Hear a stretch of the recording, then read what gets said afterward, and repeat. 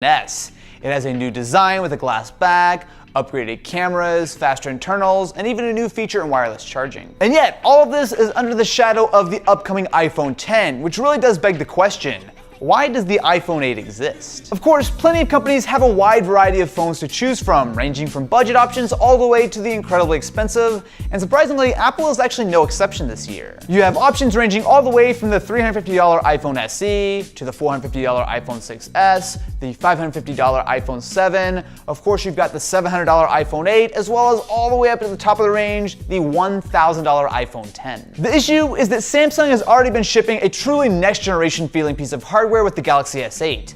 Not only is it going to cost you about the same amount as the iPhone 8, but it's been shipping for the better part of a year already. In a vacuum, the iPhone 8 is a nice design. However, when you put it side by side with the Galaxy S8, that iPhone really does look a lot less like a brand new 2017 flagship and a lot more like a 2014 iPhone 6. Apple has made some small improvements to the iPhone 8, most notably including their True Tone tech.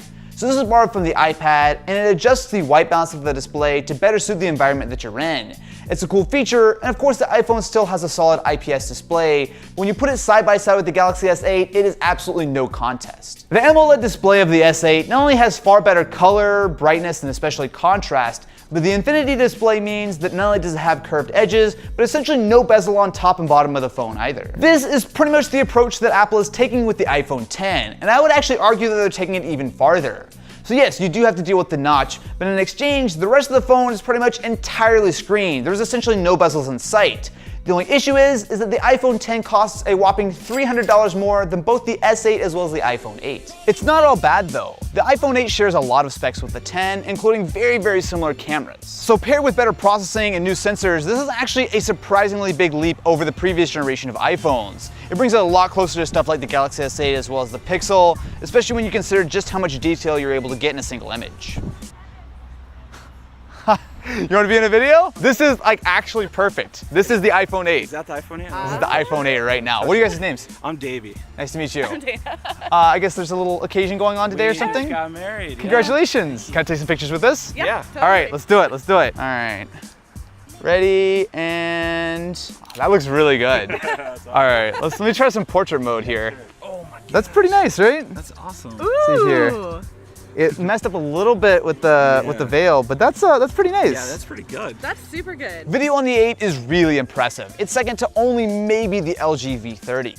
So the stabilization works really well, especially when you're handheld, and you do have some new 4K shooting modes, including 4K 24, which I'm actually a big fan of, but you also can shoot at a pretty impressive 4K 60 frames per second. We're also getting upgraded 240 frame per second mode at a full 1080p. So the last iPhone could do 240, but it was at 720p, and honestly it was pretty grainy. But with your iPhone 8, you're getting surprisingly usable footage, especially when you slow it down by 10 times. Some of the results can actually look surprisingly good. You're also getting the Apple A11 Bionic chip.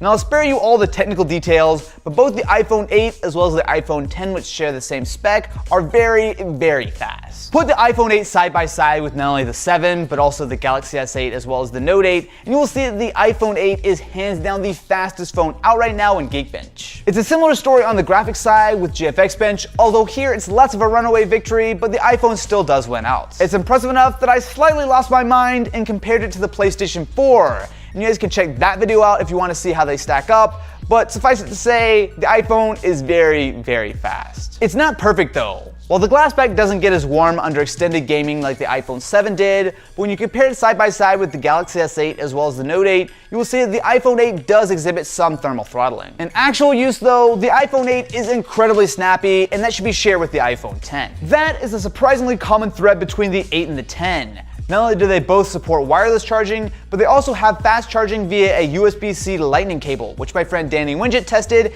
and it actually stacks up fairly well compared to a lot of other Android flagships. You're also getting the same IP67 water resistance on both the 8 as well as the 10. Now I don't have a 10N to test just yet, but I can say that the iPhone 8 speakers sound phenomenal. It's the same basic stereo design from the iPhone 7, but it's much louder, much richer. It really does put not only other Android phones to shame, but it's really the first phone in years that's come close to matching HTC's boom sound. So yes, the iPhone 8 does give up the bezel-less OLED display from the 10, but in return, the 10 gives up Touch ID. Now, Face ID is interesting, and there's no doubt that Apple's put a ton of really interesting technology into it, but it is the only option short of using a passcode.